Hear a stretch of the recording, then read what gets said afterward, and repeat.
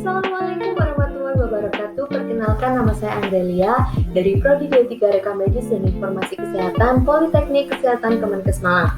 Pada video kali ini saya akan berbagi informasi mengenai salah satu penyakit menular, yaitu pneumonia. Apa sih pneumonia itu? Pneumonia adalah infeksi paru-paru yang disebabkan oleh kuman, bisa berupa bakteri, virus, jamur, atau parasit pada salah satu atau kedua belah jaringan paru-paru. Kantong udara atau alveoli pada paru-paru yang seharusnya berisi udara menjadi berisi cairan atau nanah yang menyebabkan kesulitan bernapas dan kekurangan oksigen yang masuk ke dalam tubuh. Gejala yang sering terjadi pada penyakit pneumonia adalah sebagian dari penderita didahului dengan peradangan saluran nafas bagian atas, kemudian timbul peradangan saluran nafas bagian bawah. Serangan mendadak biasanya dengan perasaan menggigil, disusul dengan peningkatan suhu antara 37 sampai dengan 41 derajat Celcius dan yang tertinggi terjadi pada pagi dan sore hari. 75% dari penderita mengalami batuk-batuk dan purulen, serta nyeri dada pada waktu menarik nafas dalam atau biasa disebut dengan pleuritic pain. Selain itu, terjadi myalgia terutama pada daerah lengan dan tungkai. Beberapa faktor yang dapat mempengaruhi penyakit pneumonia antara lain ada faktor agent, faktor host, dan environment. Yang pertama, faktor agent, jenis dan spesies kuman yang sering menyebabkan pneumonia di negara berkembang seperti Indonesia ini adalah Streptococcus pneumonia atau Haemophilus influenza. Yang kedua, ada faktor host. Dalam faktor host ini, yang dapat mempengaruhi penyakit pneumonia adalah dilihat dari umur pasien yang masih berusia kurang dari 5 tahun atau dari umur terlampau tua lebih dari 50 tahun.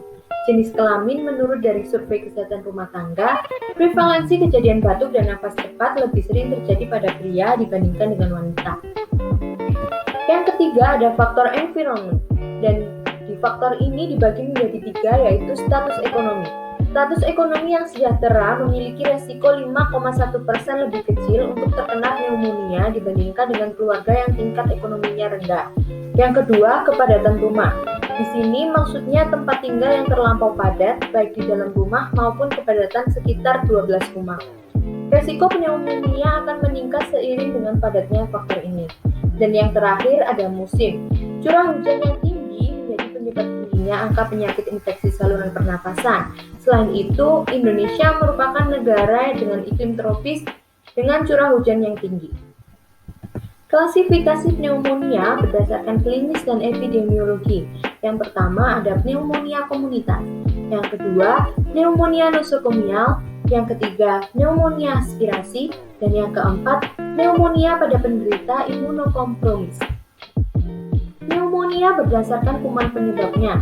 Yang pertama ada pneumonia bakterial atau tipikal. Adalah pneumonia yang dapat terjadi pada semua usia.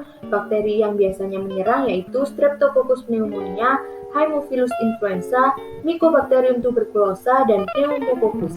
Dan yang kedua ada pneumonia atipikal, adalah pneumonia yang disebabkan oleh Mycoplasma. Selanjutnya ada pneumonia virus. Virus yang biasa menyerang yaitu virus parainfluenza, virus influenza, adenovirus, RSV, dan cytomegalovirus. Dan yang terakhir ada pneumonia jamur, adalah infeksi sekunder terutama pada penderita daya tahan tubuh lemah. Penularan penyakit pneumonia melalui kontak langsung atau direct. Yang kedua, penyebaran droplet seperti bersin, batuk, dan bicara. Dan yang terakhir, melalui udara atau biasa disebut dengan airborne. Pemeriksaan yang dilakukan untuk mendiagnosa pneumonia adalah pulse oximetry untuk mengetahui kadar oksigen dalam darah. Yang kedua ada ronsen dada untuk memastikan kondisi paru-paru dan luas area paru yang mengalami infeksi atau peradangan.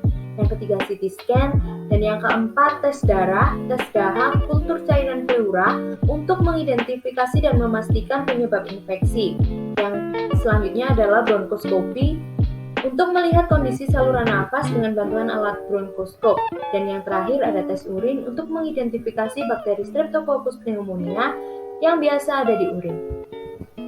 Upaya yang dapat dilakukan untuk mencegah terjadinya penyakit pneumonia adalah menjalani vaksinasi, memperkuat daya tahan tubuh misalnya dengan mencukupi asupan nutrisi, Dan selanjutnya menjaga kebersihan diri dengan cara rajin mencuci tangan dan tidak menyentuh hidung atau mulut dengan tangan yang kotor, tidak merokok dan tidak mengkonsumsi alkohol, dan yang terakhir menjaga jarak dengan orang yang sedang sakit batuk atau pilek.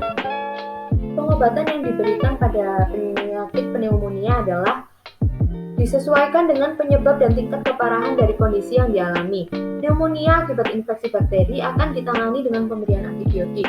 Selain itu, dokter juga memberikan beberapa obat pneumonia lainnya untuk meredakan gejala yang muncul, seperti obat batuk, obat penurun demam, atau obat pereda nyeri.